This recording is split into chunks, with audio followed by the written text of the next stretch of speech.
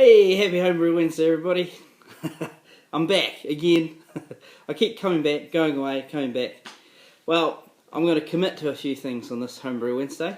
First off, all my training's done, so I'm back in Invercargill now. I'm not buggering off up to other ends of the country for training. So I've got bit more of a routine. So saying that though, I'm still flat out like a lizard drinking. Speaking of lizards drinking, I'll crack into this one in a minute. What I'm going to commit to is 2 Homebrew Wednesdays a month, and then I'll see how I go. Alright? Thanks to the new subscribers while I'm on this wee tangent as well. I've been putting a lot of content out there, and it's good to see I'm still getting a few new subscribers out there. So thanks very much, I do appreciate it. Right, enough on that. Alright, what are we going to talk about today? Well, a few things. First off, what we'll talk about is, I'll just put that over there for a second. It might have, on my last Homebrew Wednesday I was talking about doing a Baltic Porter. I just brewed a Baltic Porter.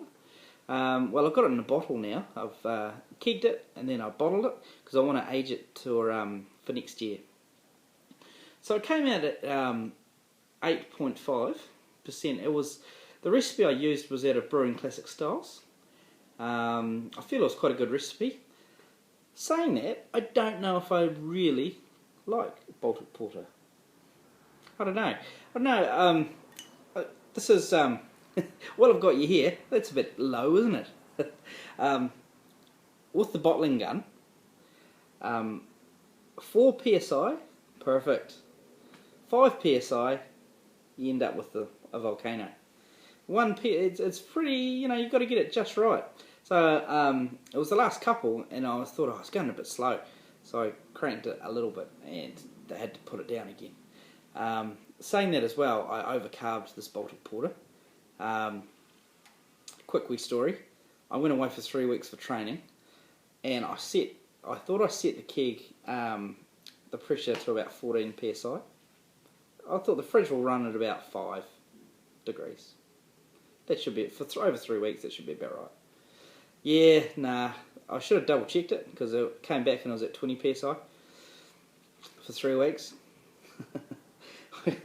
I've tried to uncarb it a little bit, but anyway. What could I say? So I'm going to pour this really slowly because it is overcarbed. So how we all been doing? We Christmas shopping done?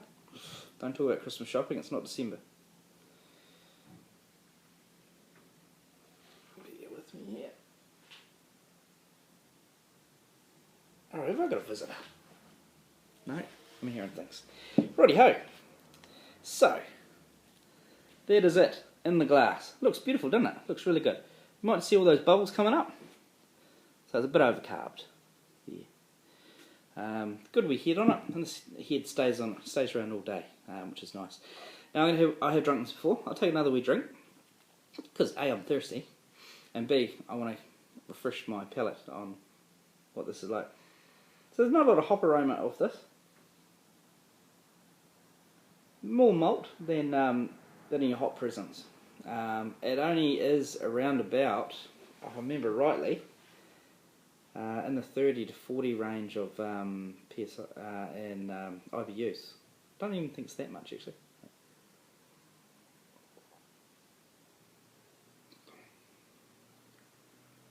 Okay.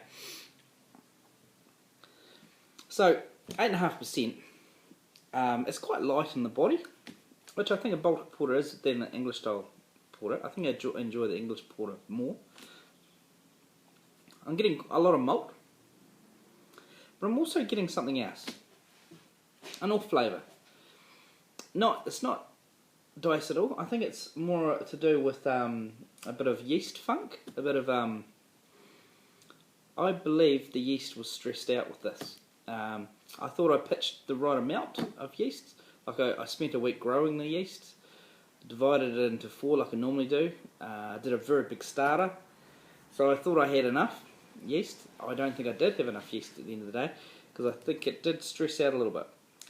It attenuated down. It was from a 1087, went down to a 1020. yeah, and I think that's what I'm getting. I think I'm getting a bit of yeast stress there. I'm going to send a couple of these bottles out.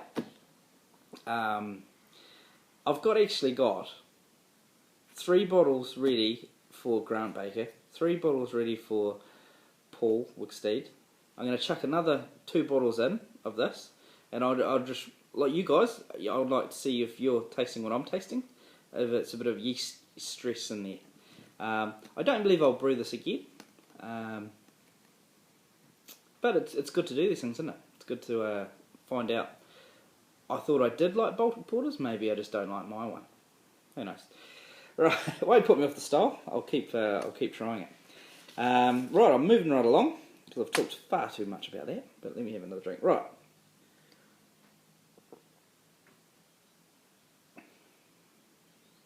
It's not a bad drink though. It's not bad.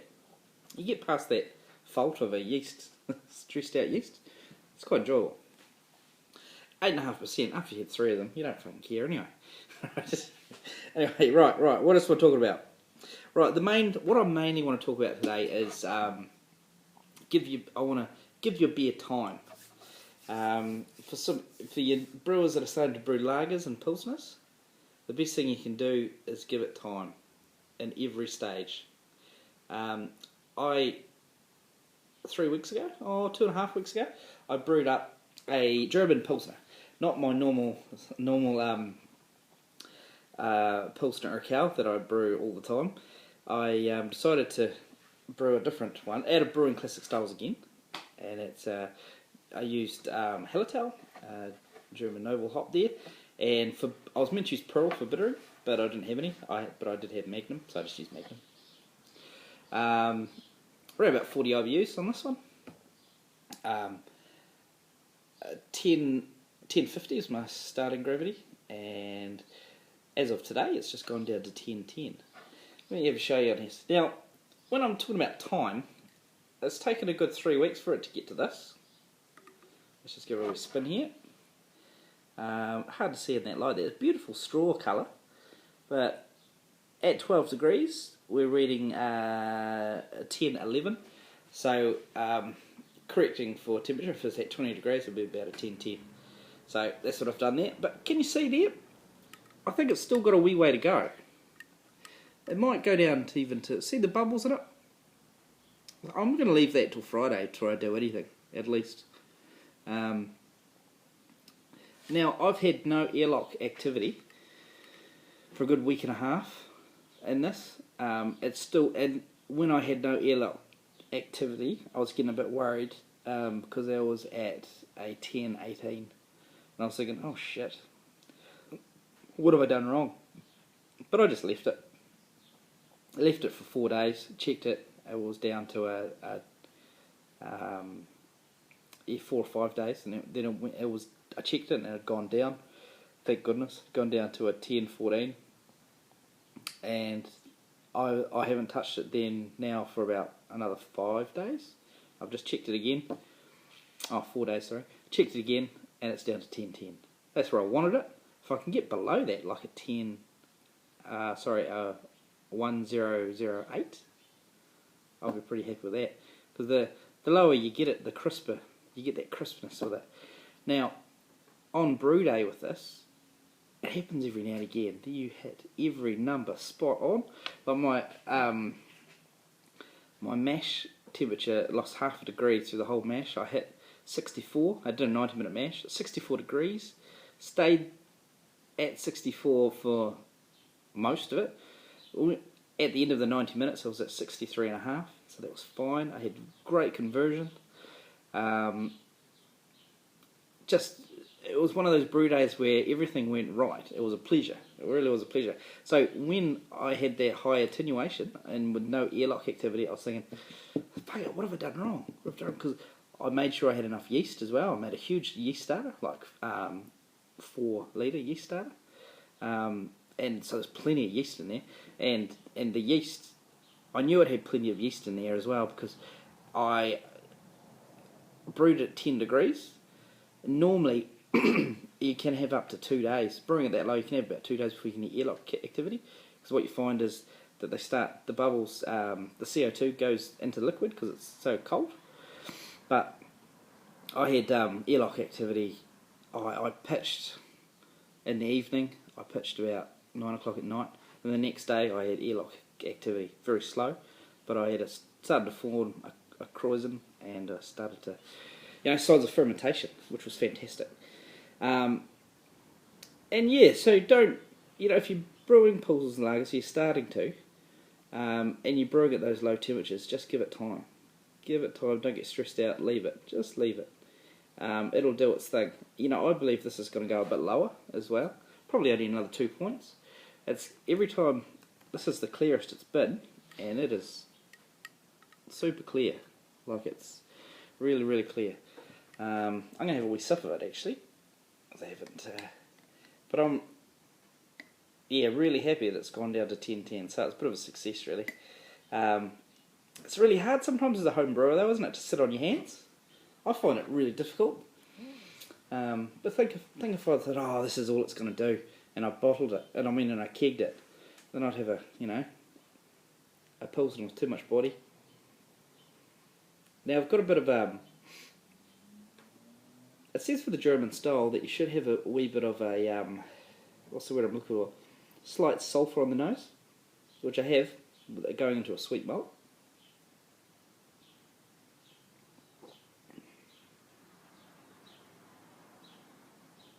I'm happy with that.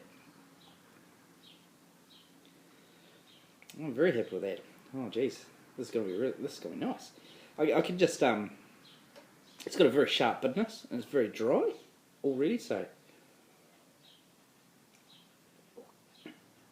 once I do keg it, I'll plan to lager this for at least a month before I start serving it. So yeah, right on time for when it gets warm in Invercargill down here. As you can see, I'm still in my fleece. It's a bit chilly today. Right.